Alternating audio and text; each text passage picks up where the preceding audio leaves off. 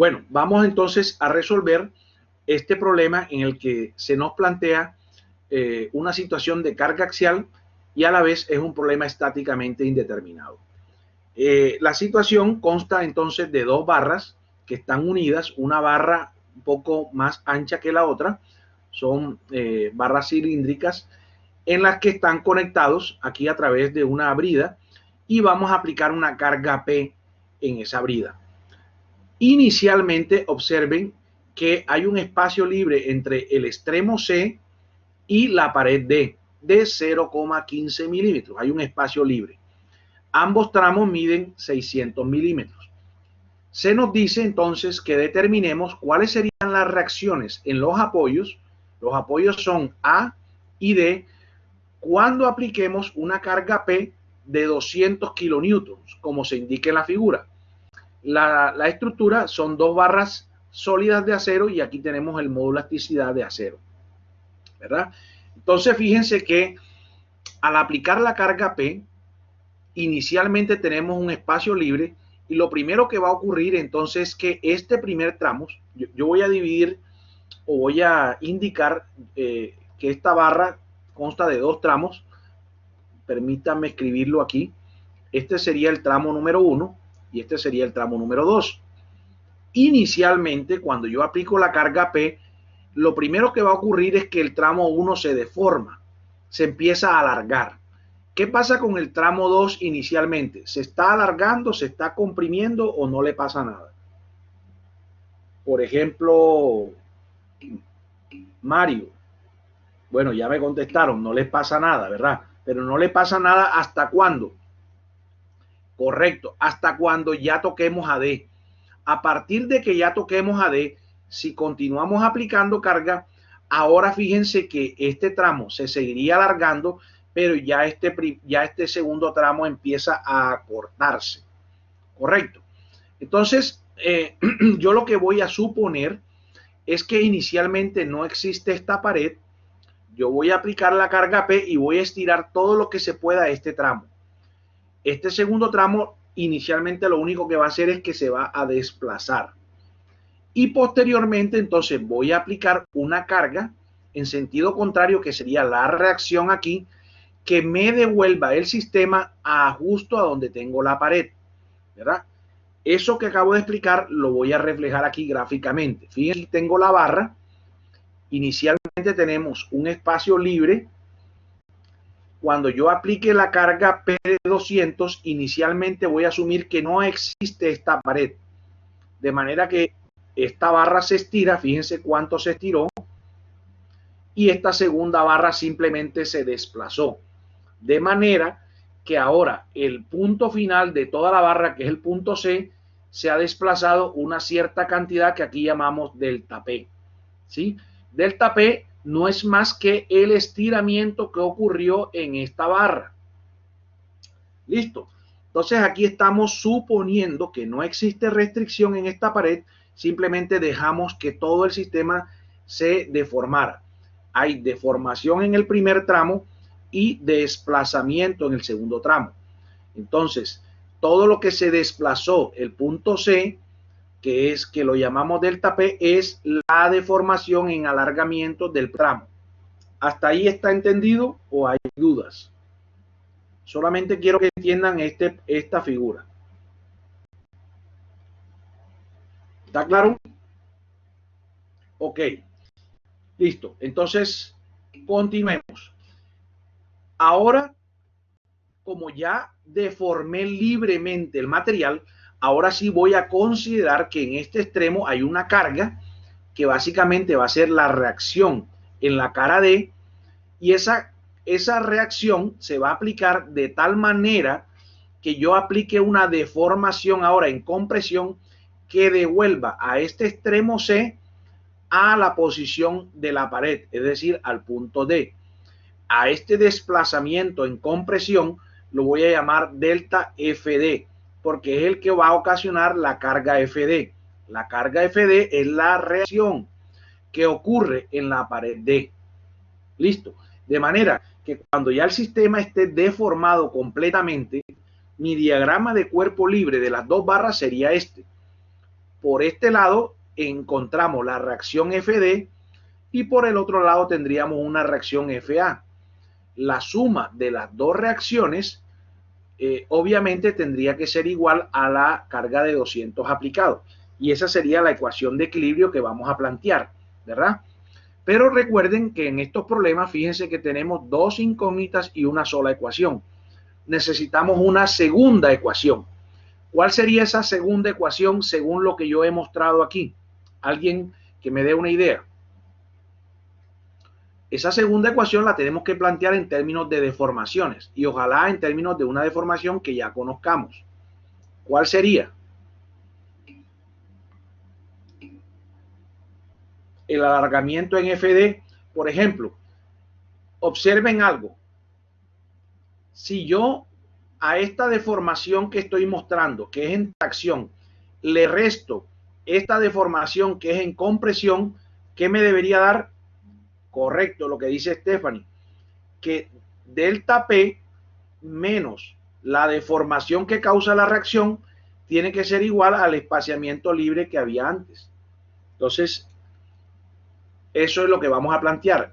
El espaciamiento debe ser igual a la deformación que causó la carga P menos la deformación en compresión que causó la carga FD. Listo. De esa manera, entonces voy a reemplazar, fíjense que aquí está 0,15 era el espacio libre. ¿Cómo calculamos esta deformación? Recuerden que esta deformación, que es el desplazamiento, es simplemente el alargamiento de esta barra. Entonces el alargamiento de esta barra lo voy a calcular con la fórmula de la pelea usando 200 y usando la longitud de 600 milímetros. Mírenlo aquí, 200 la carga, 600 milímetros. Colocamos el área y colocamos el módulo de elasticidad del acero. Esta es el alargamiento que ocasionó la carga de 200 en esta barra, que a su vez es el mismo desplazamiento que aquí llamamos delta P. Y ahora vamos a restarle el acortamiento que ocasiona la FD en todo el sistema. Fíjense que FD está actuando tanto en el segmento 2 como en el segmento 1.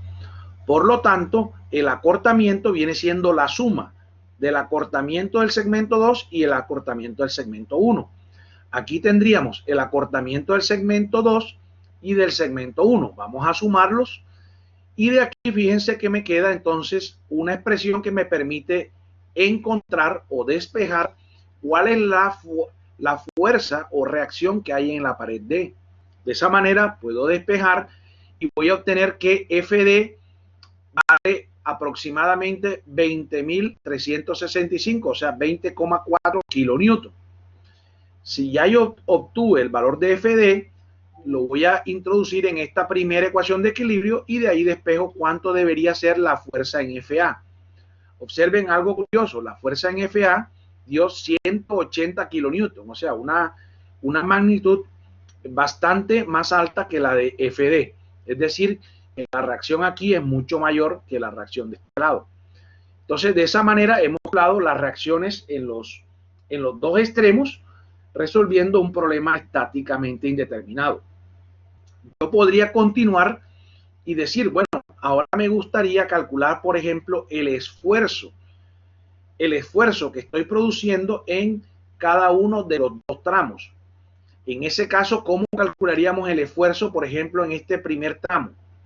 Pues dividiríamos la fuerza FA, porque la fuerza FA va a ser la fuerza que hay en este primer tramo, y la fuerza FD es la que hay en el segundo tramo. Entonces, simplemente dividiendo estos valores por las áreas respectivas, vamos a obtener el esfuerzo, ¿verdad? Vamos a hacerlo rápidamente a ver qué resultado obtendríamos. Voy a hacer el esfuerzo en el primer tramo, o sea, en el tramo AB. El esfuerzo en el tramo AB dividiríamos la carga de 180.000 newtons, 180 por 10 a la 3, la vamos a dividir entre el área resistente, que es pi cuarto, por 50 al cuadrado. Y eso va a salir en megapascales. Por favor, ustedes me ayudan con ese cálculo. Mientras tanto, voy a expresar el esfuerzo de la barra BC, sería dividiendo la masa de 20,4 por 10 a la 3 entre el área respectiva. Aquí en este caso el diámetro es de 25. Me dicen que el primero sería 91,7 y eso sería megapascales. Observen que ese esfuerzo es de tracción, mientras que el esfuerzo que vamos a calcular ahora para BC sería de compresión y dio 41,55.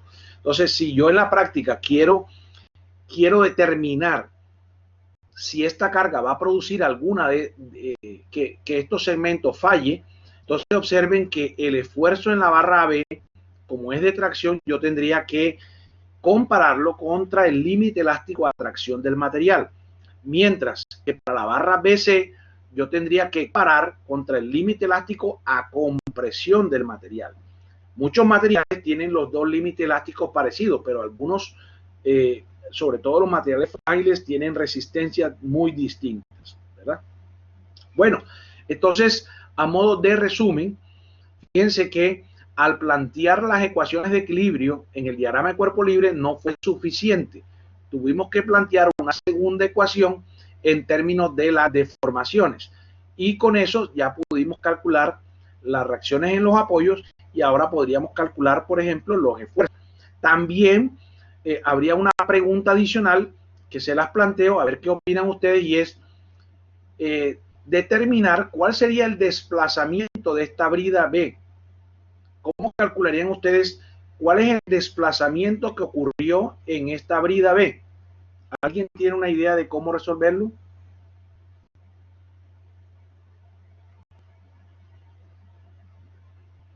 ¿Sí entendieron? El desplazamiento de la brida, es decir, inicialmente la brida está en la posición B, pero esa brida se va a mover. ¿Hacia dónde creen que se haya movido?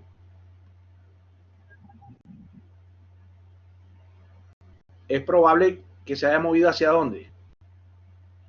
Hacia 200 milímetros, exacto, más la elongación, menos los 15, o sea. ¿Cómo lo calcularíamos? Vamos a calcular el desplazamiento de la sección B. ¿Cómo alguien que me diga cómo lo determinamos? Hay varias maneras, no hay una sola. Ya sabemos que va a ser hacia la derecha. ¿Por qué sabemos eso? Porque el tramo AB se está estirando, ¿verdad? Se está alargando. Entonces, ¿cómo lo haríamos? O dentro de lo que ya calculamos está resuelto. ¿Qué opinan? Pregunto, ¿ustedes creen que el desplazamiento de B final sería el desplazamiento que habíamos determinado como P?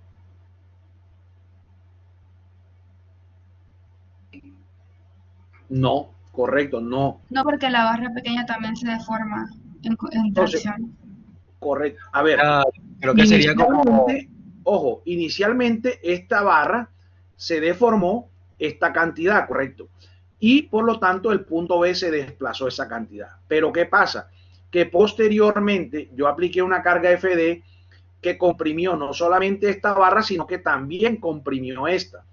Entonces yo tendría que ahora a este valor restarle lo que este punto se va a devolver, y lo que ese punto se va a devolver sería la resta de esto de acá, ¿verdad?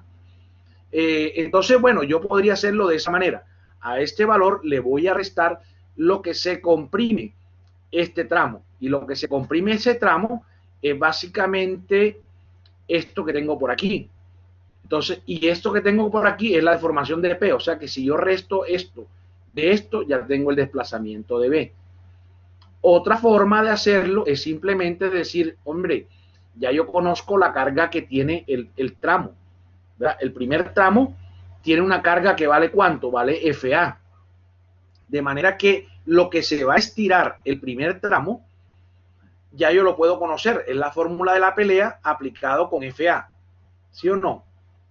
Entonces, la deformación del tramo AB es igual a FA por los 600 dividido entre pi por cuarto por 50 al cuadrado por el módulo de elasticidad, que es 200 por 10 a la 3, para ponerlo en megapascales. Eso es lo que se estira el tramo AB. Pero eso que se estira el tramo AB es exactamente lo que se mueve la sección B. ¿Por qué puedo decir eso? Porque el punto A se tiene que mover 0, porque está empotrado. Entonces, lo que se estira el tramo AB es necesariamente lo que se movió la sección B. ¿Estamos de acuerdo con eso o quedan dudas?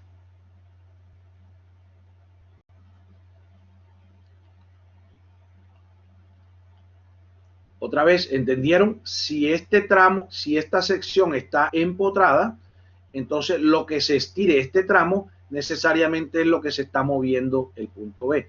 Por eso he hablado el estiramiento del tramo AB a el desplazamiento de B.